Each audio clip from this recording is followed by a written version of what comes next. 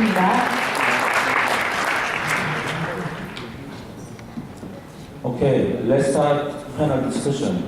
Today, we'd like to talk about the service and technology prospects for omnichannel commerce. I'm Dong-Jun Lee, working for Business School of Kyunghee University. Today, we have 4 panelists, including the previous keynote speakers. Let me introduce one by one. First, Surya Redding, the CEO of Shopee. And the next, Yoon-Ho Jeon, who is CTO of SK Planning. And third is James Chen, who is Vice Executive Director of Rakuten. And the special invited panelist is Ryan Che, co-founder of Quintet Systems.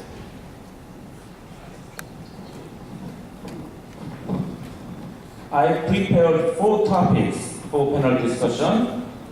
The first one is the ROI and cases for O2O retail services. And the second is the communication technologies for O2O retail. And the third one, we will talk about how will O2O services reshape the offline retail. And the last one, if we have some time, then we will talk about the proper approach for O2O retail development. Okay?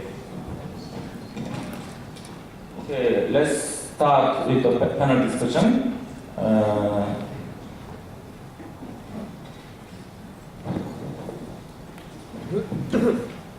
My first question is as follows. Will O2O service really attract more customers into offline stores and make them stay longer in the stores?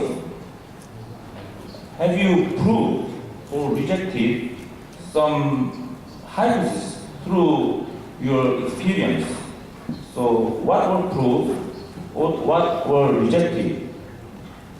If you had some proof, hypothesis, what was the usual scenario? And if you had some failed experience, then why do you think they are failed?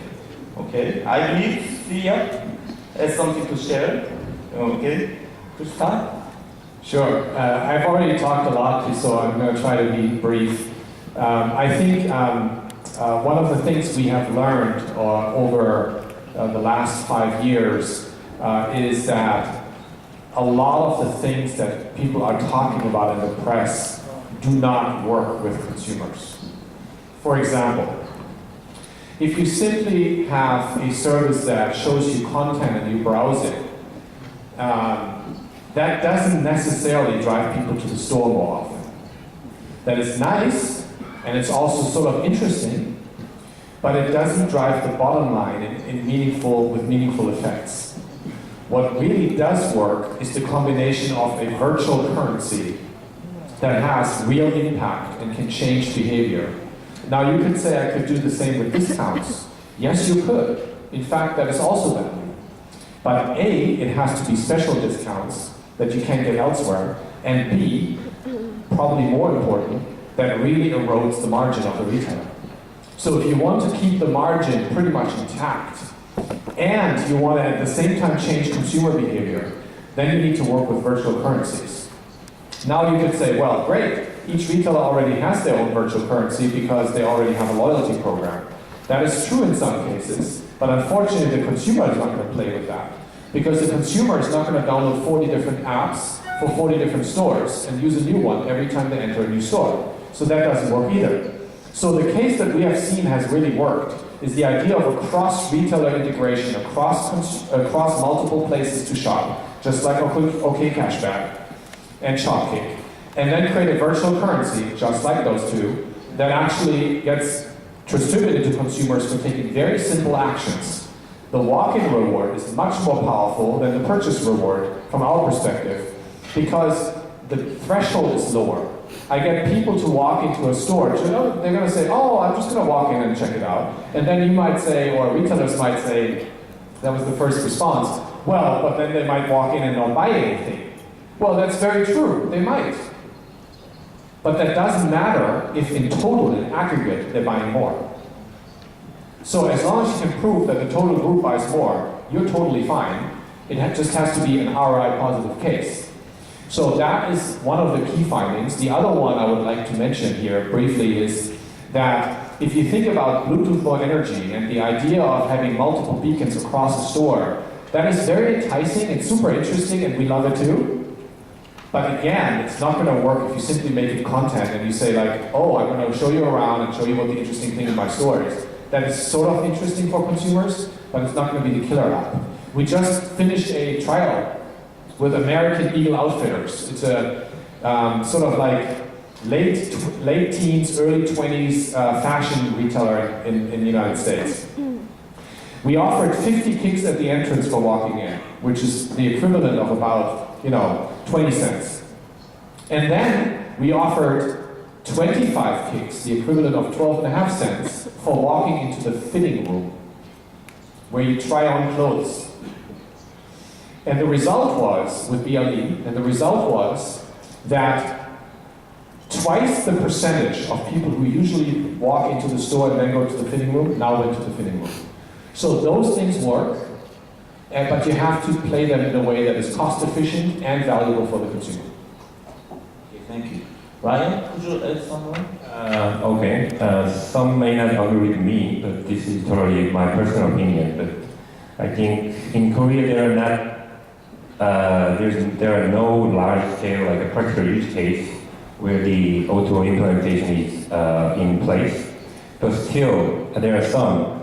But I think it's kind of like either primitive or not mature enough to calculate the accurate ROI. So rather than touching that point, maybe I better focus on other area. So if you think about the try to get an ROI from an auto service in your business, maybe you can think of two things. One is for the customer. The other thing is by the sales associate. For the customer, you may think that a lot. So you may think of giving them like a coupon, whatever they need in store. But think of the word of the relevance. Always give them the relevant information, not just coupon. What they are really interested in the store. But don't forget about the sales associate. Who's going to boost up your sales in your store? So the thing is, auto service could be used to empower your sales associate in your store. So give them more information, let them know who are your VIP customer, who is interested in what product in your store. So that makes increase your ROI a little bit more. Okay, thank you. Okay, James, do you have something? Sure. I'd like to share quite a scenario for Rakuten Cafe. So as I mentioned earlier, this is a very interesting blend of online to offline because we have a lot of sellers in our marketplace where people are used to going online to buy let's say the cheesecake. But now we actually have our physical store, have the ability for people to go try the cheesecake and actually, of course, order it from that shop. But one thing that's very interesting in terms of KPIs is that we found that the average sales order for Rakuten Cafe, as well as the time people spend there, is actually higher than maybe even Starbucks. And one of the reasons why is because I think we have a lot of variety of products coming in. So you're not thinking about, hey, for this, buying per user might be like $5, so you're trying to increment that by 10%. So the model we see is actually very different. We see different variety of product that can have many, many different price points, but it's the interest that's bringing traffic back into the Rakuten Cafe because this week we have a different item compared to last week. So that's an interesting scenario. But of course, we're not sure how well that will scale. You don't have people that can make 100,000 cheesecake everywhere, but this is to me a very interesting way of how Auto is working for us. Yeah. Syria emphasized 2 points, the virtual currency as a consumer incentive and the profit of retailers as for the business incentive. And also Ryan added the participants sharp incentive for the real effectiveness of O2O services. Okay, let's move to the second topic. For O2O services, let's say we have the three communication technologies like NFC, near field communication, and the Bluetooth beacon, for example, iBeacon from Apple, and the sound wave, ultrasound, like Sharky, previous beacons. Of course, Sharky is currently have DLE beacons and the sound wave beacons. So, do you think all the three technologies will contribute to the success of O2O services? Or do you think the three technologies are sufficient or not? And what do you expect? What technology do you expect in 5 years? Okay, could you start the discussion? Yes, I'm not sure about NFC. NFC was not getting popular, but Apple just with their Apple Pay made it popular in its own newspapers again. We'll have to see whether it truly becomes a popular option for payment. But for other location-related technologies, I think we are still in the early stage. But I don't think they are mutually exclusive. They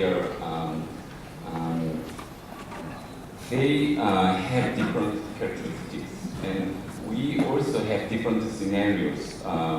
What kind of distance we have to cover, or do we have to be able to distinguish the exact person just in front of point of sale system from the person behind him? Yeah, those kind of scenarios require different technologies. And the other factors we have to consider are the power consumptions, and not just the position accuracy, but also the directionality of the technology, whether we can distinguish the person behind the door from the person inside the door, or there are other factors also we have to consider, like how many people have their Bluetooth setting enabled.